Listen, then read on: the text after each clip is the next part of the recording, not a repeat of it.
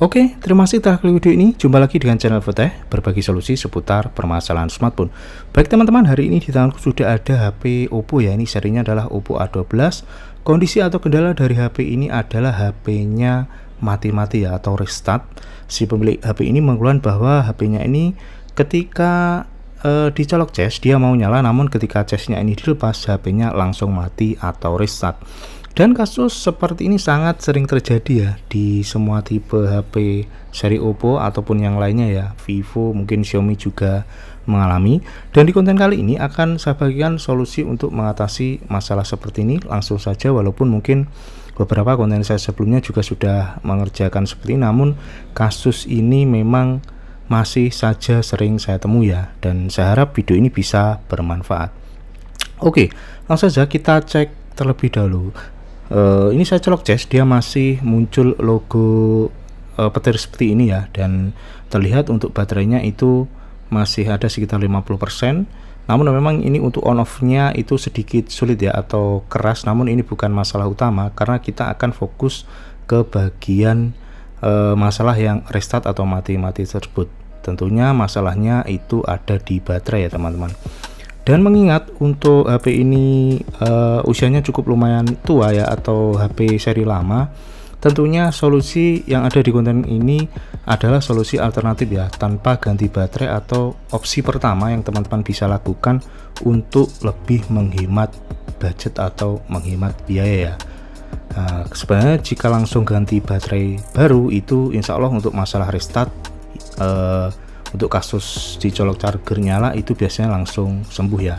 Namun ini adalah opsi terbaik, atau mungkin jika teman-teman HP-nya juga mungkin ada yang lain untuk menghemat biaya ya, teman-teman bisa gunakan cara ini ya. Simak sampai selesai videonya ya. Oke, kita lepas terlebih dahulu untuk penutup belakang dari si HP Oppo A12 ini. Kebetulan masih segel ya teman-teman, jadi masih utuh. Dan saya lihat untuk kondisi baterai, catatan lagi, kondisi baterai ini tidak kembung, jadi dia masih bagus ya.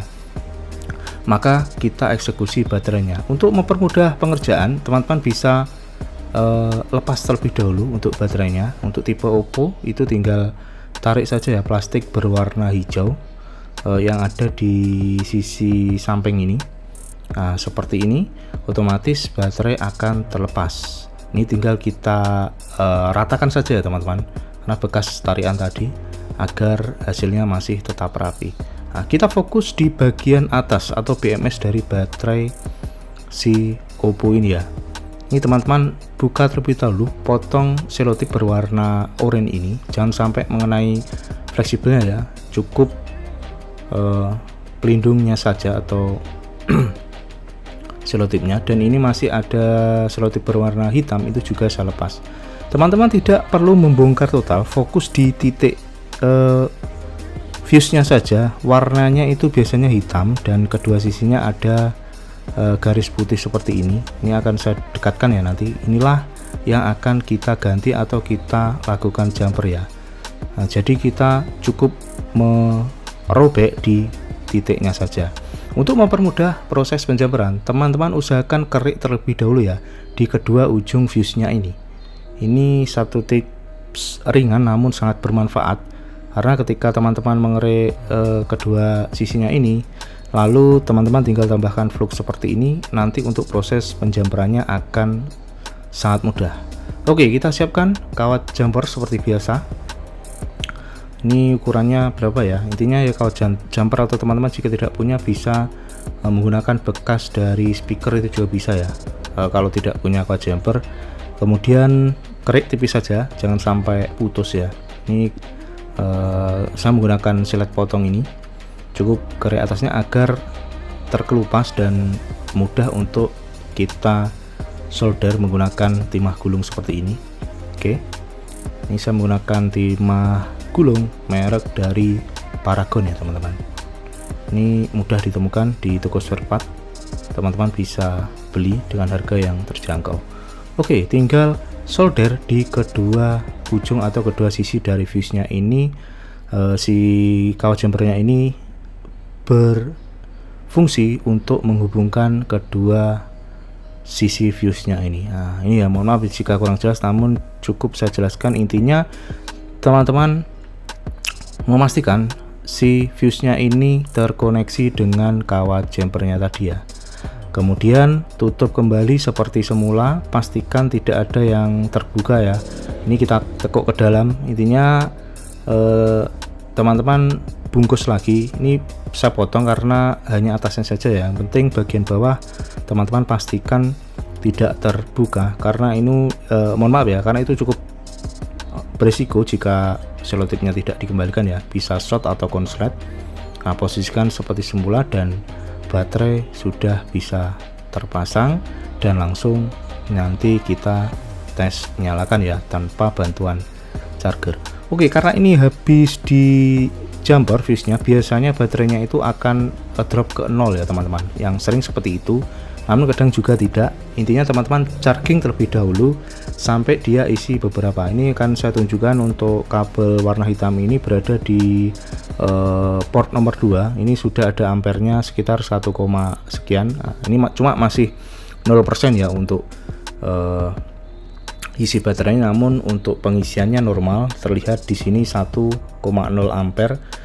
Tinggal teman-teman tunggu beberapa menit saja. Ini saya potong untuk mempersingkat durasi, dan ini sudah mengisi 4%. Ini saya nyalakan menggunakan titik pin out dari on off nya, karena on off nya agak keras ya. Ini hanya untuk menunjukkan bahwa HP ini nanti setelah dilakukan penjamperan pada baterainya, dia sudah tidak mati tanpa bantuan cas.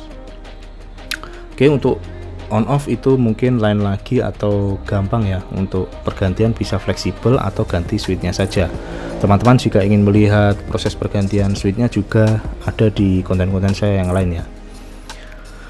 Oke, untuk kasus seperti ini kenapa sering terjadi? Faktornya memang ya kadang usia ya atau pemakaian, kadang penggunaan teman-teman itu HP-nya dicas sambil digunakan, itu sebaiknya dihindari karena fuse akan sering rusak. Nah, ini sudah 4% ya teman-teman.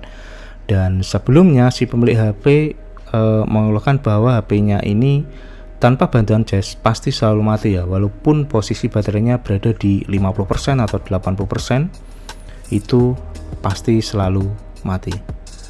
Dan sekarang ini saya coba akan lepas untuk chargernya, dan di sini terlihat tidak ada tanda-tanda restart atau mati karena baterai sudah di jumper seperti tadi ya. Untuk fuse-nya masalah terselesaikan, dan tentunya hemat biaya pengerjaan ya, tanpa ganti baterainya masih ori. Namun dengan satu catatan, usahakan baterainya tidak kembung ya teman-teman. Jika kembung memang solusi terakhir atau jalan satu-satunya, teman-teman harus mengganti baru. Oke, saya rasa cukup untuk video kali ini, semoga bisa bermanfaat, bisa menjadi referensi untuk teman-teman yang menghadapi masalah yang sama, kasus yang banyak atau sering kali terjadi. Terus dukung channel Infotech agar terus berkembang dan berbagi video-video bermanfaat seputar permasalahan smartphone. Terima kasih, sampai jumpa di konten selanjutnya.